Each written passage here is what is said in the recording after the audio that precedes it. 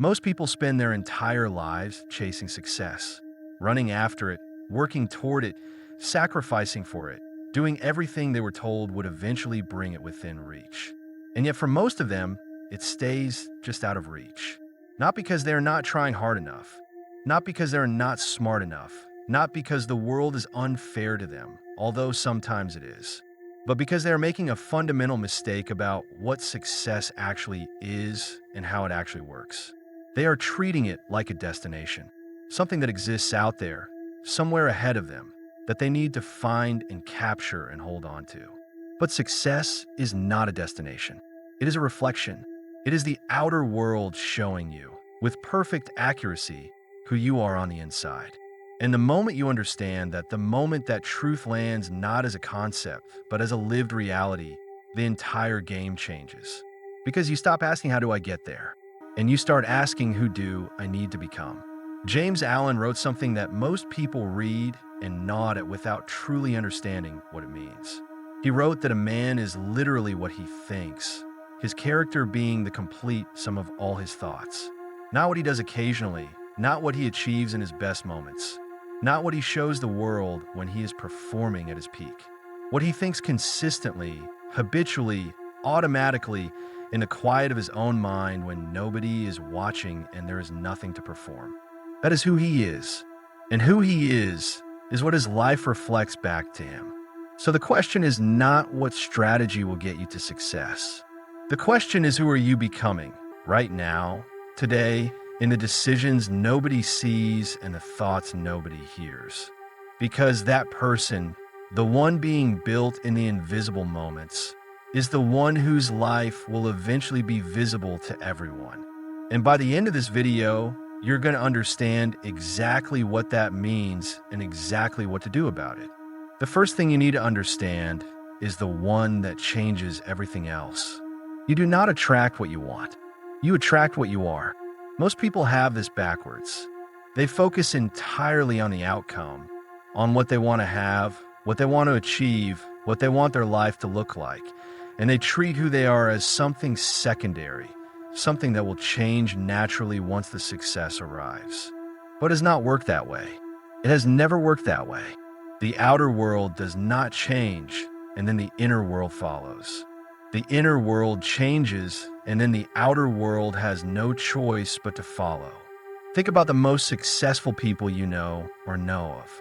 Not the ones who got lucky, not the ones who inherited something, but the ones who built something from nothing, who created something that was not there before, who transformed themselves, and in doing so, transformed their circumstances. What did they have in common? Not the same background, not the same resources, not the same opportunities. They had an identity that was aligned with what they were building long before the building was finished. They thought like the person they were becoming before anyone else could see who that person was going to be. There's a story about a man named Edwin Barnes who wanted nothing more than to work alongside Thomas Edison, one of the greatest inventors who ever lived. Barnes had no money, no connections, no experience, no credentials that would have given anyone a reason to take him seriously. What he had was a belief so complete and so specific that it shaped everything about how he carried himself, how he spoke, how he acted. He did not want to be Edison's employee. He wanted to be his partner, and he acted like a partner long before anyone saw him as one. He arrived at Edison's office with nothing but certainty, was given the most insignificant job available, and worked it with the same level of commitment he would have brought to the partnership he was certain was coming. When the opportunity finally arrived, it arrived to a man who was already ready for it. Not because of luck, not because of timing, but because of identity. He had become the person the opportunity was waiting for. James Allen wrote that the vision that you glorify in your mind, the ideal that you enthrone in your heart, this you will build your life by, this you will become. And what Barnes demonstrated was that this is not a metaphor. It is a mechanism. The person you hold in your mind as the truest version of yourself is the person your actions, your decisions, and your opportunities will eventually conspire to produce. So let me ask you directly, Who are you holding in your mind right now? Not who you wish you were, not who you're trying to convince yourself you are, but the identity you're actually operating from when the day gets difficult and the decisions get real. Because that identity is your current trajectory. And if you want a different destination, you need a different identity to get there. Now let's talk about goals. Because most people set them wrong, and the mistake they make is so common and so deeply ingrained that it almost never gets identified as the problem. They focus on what they want without ever asking why they want it. They write down the outcome, the number, the title, the achievement, and they leave completely empty the space that gives it meaning. And a goal without meaning is not a goal. It is a wish. And wishes do not survive real difficulty. James Allen wrote that a man who cannot work without inspiration is not capable of solid achievement. And what he understood was that inspiration is not enough, that the fuel for sustained effort is not excitement or enthusiasm or the feeling of momentum. It is the deep and genuine knowledge of why the thing matters. Not why it would be nice to have, not why it would impress people, not why it fits the image of a successful life. Why it matters to you, specifically in a way that is connected to something you would not give up. Think about the difference between two people setting the same goal. The first sets it because it sounds right, because it is the kind of goal that ambitious people set, because achieving it would mean something to the people around them. The second sets it because it is connected to something they have been carrying for years, something that pulls at them in quiet moments, something they cannot imagine abandoning without a sense of genuine loss. The first person will show up on the good days. The second will show up on all of them, not because they're more disciplined, not because they have more willpower, but because the question of whether it is worth continuing is never really a question. The why answers it before it is even asked. There was a man named George. He had set the same financial goal for 4 consecutive years, written it down, put it on his wall, reviewed it regularly, done everything he had been told to do. And every year, by March, the goal was somewhere between memory and intention. Not because he did not want it, but because when the difficulty arrived, when the effort was no longer new and the results were not yet visible, there was nothing underneath the goal to hold it up. One year, he tried something different. Instead of writing down what he wanted, he wrote down why it mattered. Not the version that sounded good, the version that was true. And what came out surprised him because it was not about the money itself. It was about something the money would make possible that he had been too cautious to admit was the real thing he was after. That clarity changed the quality of his commitment in a way that 4 years of goal setting had not. Because now the goal had roots, and roots hold things up when the weather gets difficult. James Allen wrote that the thoughtful soul to solitude retires. And what George discovered in that moment of honest reflection was the solitude of knowing exactly what he was really building and why. Now let's talk about failure. Because most people have a relationship with failure that is costing them everything. They treat it as evidence. Evidence that they were wrong to try, that the goal was unrealistic, that they're not the kind of person who gets to have what they were after. And that interpretation, which feels like honesty, which feels like wisdom, which feels like the mature acceptance of reality, is actually the most expensive belief a person can carry. Because the people who build extraordinary lives are not the ones who avoid failure. They are the ones who interpret it differently.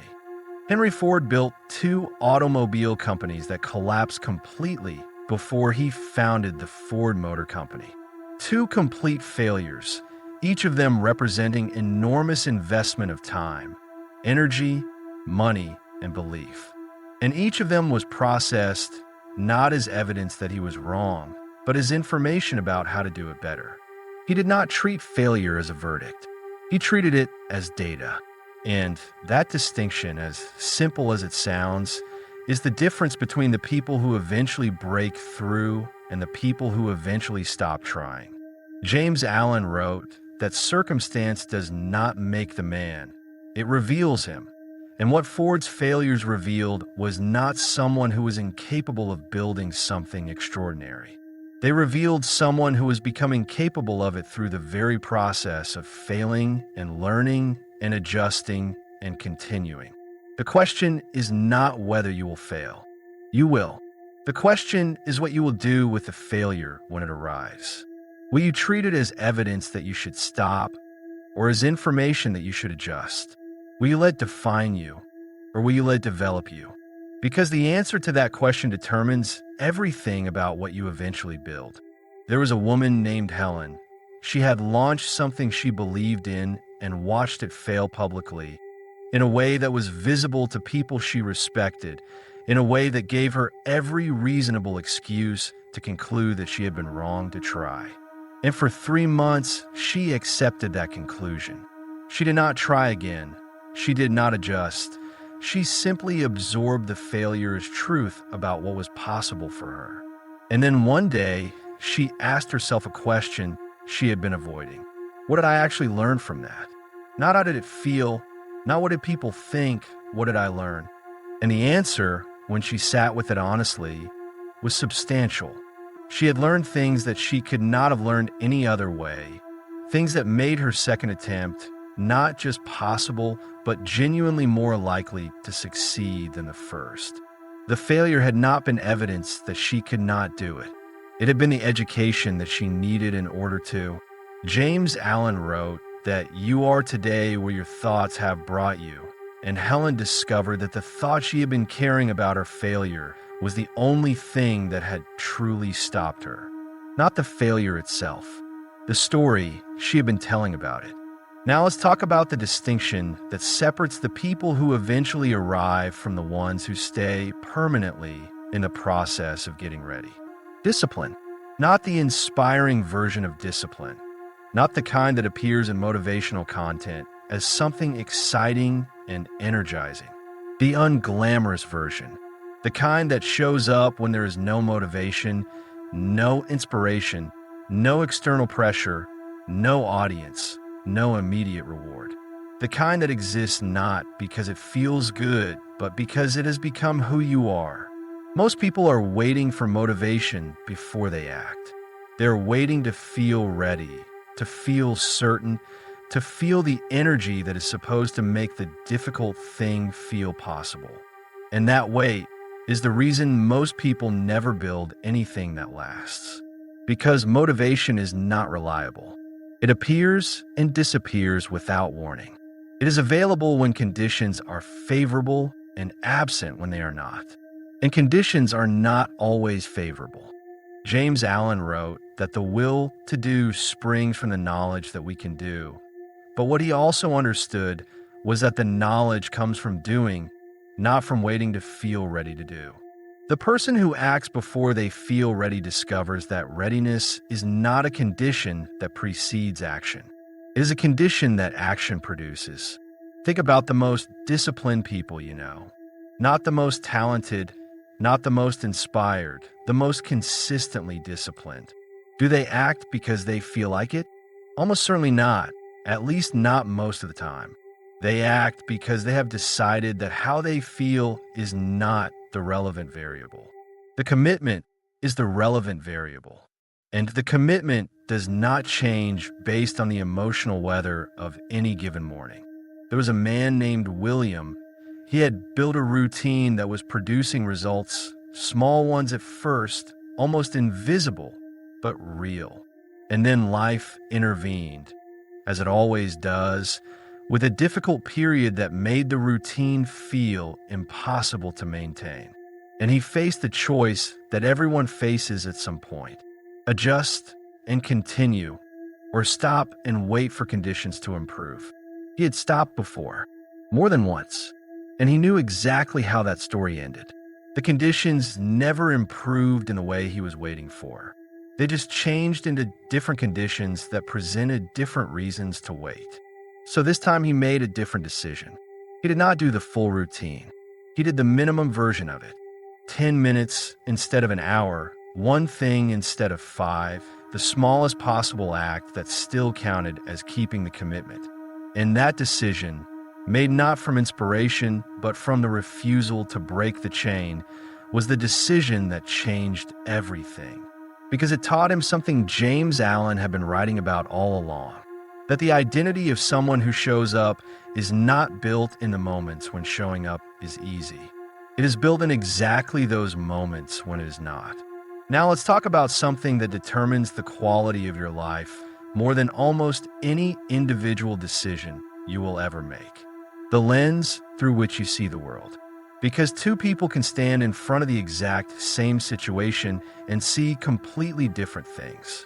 One sees a threat, the other sees an opportunity. One sees a competitor who has something they do not. The other sees proof that what they are after is possible. One sees failure as a verdict. The other sees it as data. That difference is not personality, is not some fixed trait you were born with and cannot change. It is a trained way of seeing, a habit of interpretation that has been practiced until it became automatic, and it produces completely different results. James Allen wrote that all that a man achieves and all that he fails to achieve is the direct result of his own thoughts. And what he understood was that the thoughts are shaped, more than anything else, by the lens through which a person interprets what happens to them. The person who interprets every setback as evidence of their limitations will find limitations everywhere. The person who interprets every setback as information about how to improve will find improvement opportunities everywhere. Not because the world is treating them differently, but because they are seeing the same world differently. The scarcity mindset says there is not enough, that if someone else wins, you lose, that the success of others is a threat to your own possibilities. And that mindset creates a self-fulfilling prophecy, because the person who believes success is scarce will behave in ways that confirm that belief. They will hold back, play it safe, resist the risks that growth requires. And in doing so, they will produce exactly the limited results they expected. The abundance mindset says there is enough, that the success of others is proof that success is available, that the same world that produced their result can produce yours. And that mindset also creates a self-fulfilling prophecy, but a different one. The person who believes success is abundant will behave in ways that confirm that belief. They will take the risks, pursue the opportunities, learn from the failures, and produce results that confirm what they already believed was possible. James Allen wrote that as a man thinketh in his heart, so is he, and the heart that thinks in terms of abundance produces a life that reflects abundance back at it. So let me ask you directly, what is the story you are telling yourself about what is possible for you? Because that story is not neutral. It is either opening doors or closing them, either attracting what you want or repelling it, either building the life you are capable of or confirming the limitations you are afraid are real. And you get to choose which story you tell. Not once, but every day, in the interpretation you place on what happens to you and what you are capable of doing about it. Now let's bring this all together with the question that matters most. Most people ask, what do I need to do to be successful? But that is the wrong question. The right question is, who do I need to become? Because doing flows from being. The actions, the habits, the decisions, the discipline, all of it is downstream from identity. And identity is not something that happens to you. It is something you build deliberately, consistently, in the small, invisible moments that nobody applauds and nobody notices. In the moment you keep the commitment when you could have broken it. In the moment you interpret the setback as information rather than verdict. In the moment you act from discipline rather than waiting for motivation. In the moment you see opportunity where someone else sees threat. In each of those moments, you're not just making a decision. You're casting a vote for the person you are becoming. And the person you are becoming is the person your life will eventually reflect. James Allen understood this with a clarity that most people spend their entire lives missing. He wrote that the outer world of circumstance shapes itself to the inner world of thought, that both the good things and the bad things in a person's life are the result of the inner world they have built. And the inner world is built one thought at a time, one decision at a time, one moment of choosing who you're going to be when it would be easier to be something else. So the question I want to leave you with is not a complicated one. It is the simplest and most important question you will ever ask yourself. Who are you becoming? Not someday, not in the future, not when the circumstances finally align in your favor. Right now, today, in this moment, before this video ends, before the feeling fades and the familiar, comfortable version of yourself reasserts its claim on your attention. Who are you choosing to become? Because the life you want is not out there waiting for you to find it. It is in here, waiting for you to build it one identity shift at a time, one small invisible decision at a time, one moment of choosing the harder right thing over the easier wrong one at a time. That is the whole thing. That is what James Allen spent his entire life pointing at. Not a strategy, not a system, not a collection of habits and techniques and productivity frameworks. A truth, the simplest and most demanding truth there is. You become what you think, and what you think you build, and what you build, you live. So start building the right thing. Today, if this video moves something in you, if something you heard today made you stop and think, like the video, share it with someone who needs to hear this, and subscribe to the channel. There is so much more to explore together. See you in the next one.